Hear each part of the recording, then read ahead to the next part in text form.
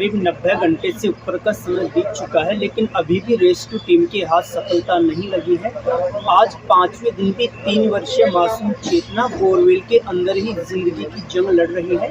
इसके साथ ही चेतना इस लचर सिस्टम से भी लड़ रही है। हालांकि लगातार जिला कलेक्टर और रेस्क्यू टीम में लगे अधिकारी दावा कर रहे हैं कि रेस्क्यू लगातार जारी है। प्लान ए और प्लान बी पर लगातार रेस्क्यू टीम, एसडीआरएफ और एनडीआरएफ की टीम लगातार रेस्क्यू कर रही है, लेकिन कब तक वो बच्चे को निकाल पाएंगे इसको लेकर अभी स्थिति स्पष्ट नहीं है।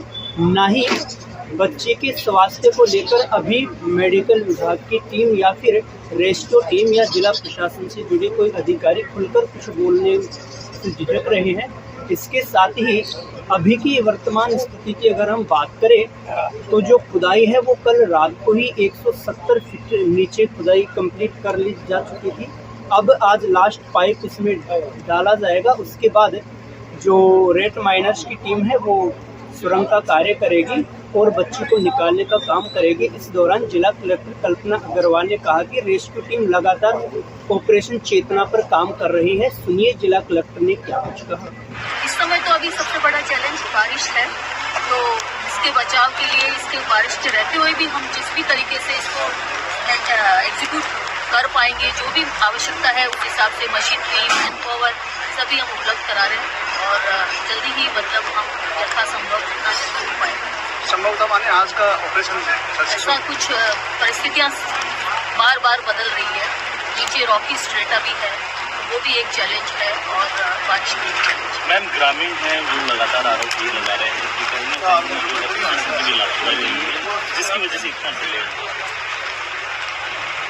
मैं नहीं समझती हूँ। लगातार पिछले 4-4.5 दिन से लगातार दिन रात पूरी टीम लगी हुई है। किसी ने रेस्ट नहीं लिया है। सभी लोग पूरी कोशिश कर रहे हैं।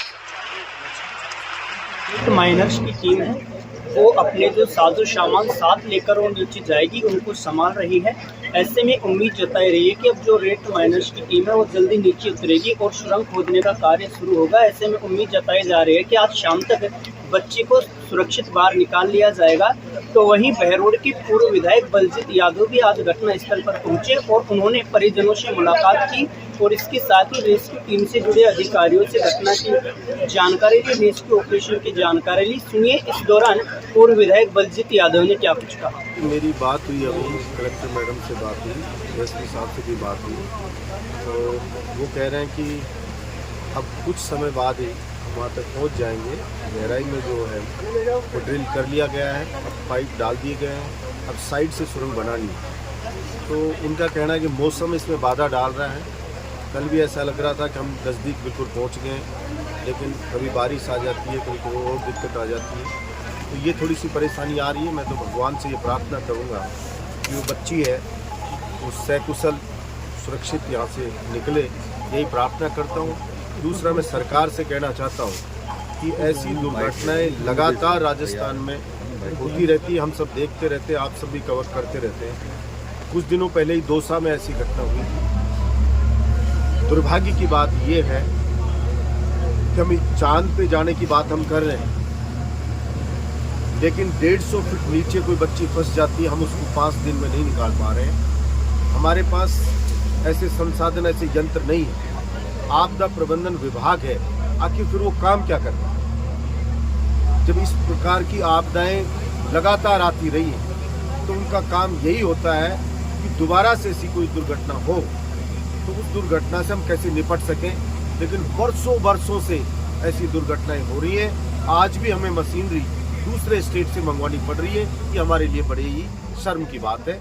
मैं तो सरकार से कहूँगा, भगवान ना करे आगे से ऐसी कोई दुर्घटना हो, और अगर ऐसी दुर्घटना हो तो सरकार के पास ऐसे यंत्र होने चाहिए कि कुछ घंटों में हम उससे निपट सकें। यही मैं कहना चाहता हूं। और मैं भी ये अपील करूंगा जनता से भी, सबसे भी, कि प्रशासन को डिस्टर्ब ना करें, उनको अपना काम करने दें ताकि रेस्क्यू में कोई बाधा ना आए और जल्द से जल्द हम बच्ची को निकाल सकें। को मैं बाहर गया हुआ था, कल मेरे को बच्ची के बारे में जानकारी मिली तो मैंने फ़ोन पे बात भी की।